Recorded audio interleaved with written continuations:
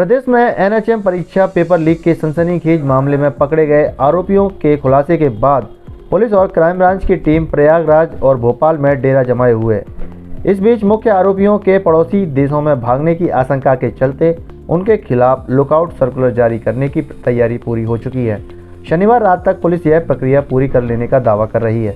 गौरतलब है कि मंगलवार को स्टाफ नर्स संविदा के लिए पूरे मध्य प्रदेश में एनएचएम ने परीक्षा का आयोजन किया था, लेकिन सोमवार रात से ही यह पेपर लीक होने और उसके लाखों रुपए में सौदा होने की चर्चा के बाद पुलिस सक्रिय हुई। इसके बाद टेकनपुर के कृष्णा होटल में छापामार कार्रवाई कर 8 लोगों को गिरफ्तार किया गया, लेकिन मास्टरमाइंड पुष्कर पांडे और उसका साथी पुलिस के हाथ नहीं आ सके। 4 दिन की खोजबीन के बाद अब पुलिस ने इनके लिए लुकआउट सर्कुलर जारी करने का फैसला लिया है, जिससे इन रैकेटियर्स के विदेश भागने की संभावनाओं पर रोक लगाई जा सके। 5 आरोपियों को पुलिस ने कोर्ट के आदेश के बाद 15 फरवरी तक अपनी रिमांड में ले रखा है। वहीं 3 आरोपियों की रिमांड सोमवार को खत्म हो रही है।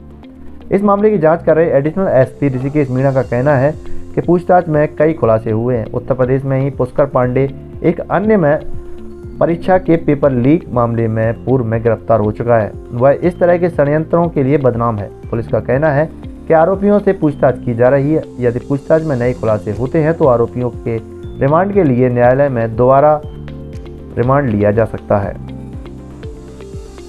पुलिस पूछताछ में खुलासा हुआ है कि पुष्कर पांडे और उसकी गैंग के सदस्यों ने अपने लोकल संपर्कों के जरिए परीक्षार्थियों से 2 से 3 लाख रुपए वसूलने की तैयारी कर ली थी। इस मामले में जिन 2 दर्जन अन्य लोगों को पूछताछ के लिए हिरासत में लिया गया था, उनमें से कई परीक्षार्थी हैं।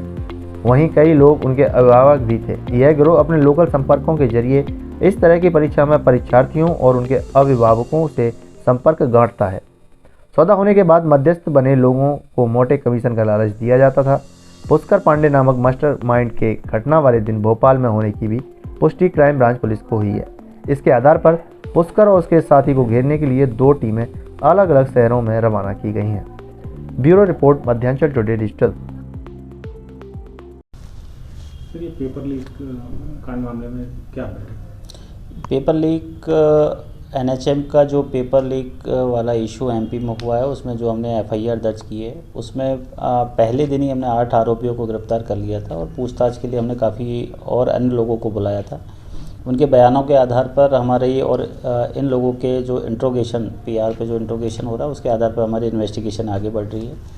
और 8 आरोपियों का अभी 8 आरोपी हमारे पुलिस रिमांड पे हैं और ये 14-15 तारीख तक हमारे पुलिस के रिमांड पे। अगर हमें और ज़रूरत लगेगी इनसे पूछताछ की तो हम माननीय न्यायालय से फिर से इनके पीआर के लिए आवेदन देंगे और जैसा भी इसमें इन्वेस्टिगेशन में हमको ज़रूरत होगी तो उस हिसाब से आगे बढ़ेगी। सर, पीआर कब तक की मिली?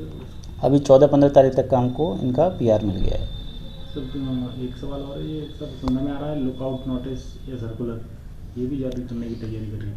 हाँ, इसमें जो एक ऑर्गेनाइज सिंडिकेट है, ऑर्गेनाइज गिरोह है, इसके पहले भी कुछ अपराध हमारे को अभी सामने आए हैं एमपी में और उसके बाहर भी। तो उस चीज़ को मद्देनज़र रखते हुए इनका हमने 2 लोगों के लिए लुकआउट सर्कुलर और नोटिस हम जारी करवाने का प्रक्रिया हमारी चल रही है। संभवतः शाम तक ये सारी प्रक्रिया पूरी हो जाएगी। सर, इनकी अपराध का नेचर क्या था जो आपको मालूम पड़ा है? नहीं, जो अपराध का नेचर है उनमें से जो एक हमारा संदिग्ध है वो पहले भी इसी तरीके के अपराध में पेपर आउट करने के अपराध में ही उसको गिरफ्तारी भी हुई है उसकी दीगर राज्य में।